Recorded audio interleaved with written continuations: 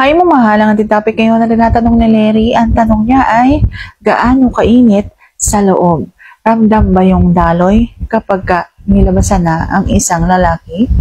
So sasagutin natin yan. Interesado ka pang malaman kung ano ang kasagot? Please keep on watching para bago yan. Kung bago ka pa lang sa akin channel, please consider to like this video and subscribe my channel.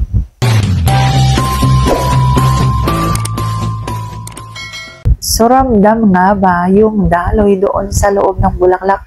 Ang sagot ko ay opo. Nararamdaman po yan kapag halimbawang kayo ay nilabasan na. Lalo na yung bumubuga-buga.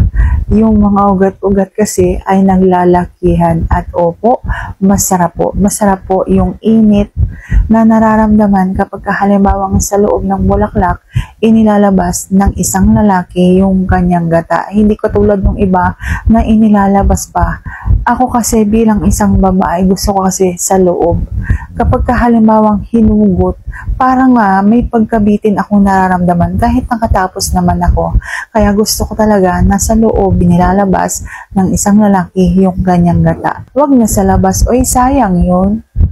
So sana sagot ko ng tama ang tanong mo. Like this video, please consider to like this video and subscribe my channel. Thank you for watching. See you on my next vlog.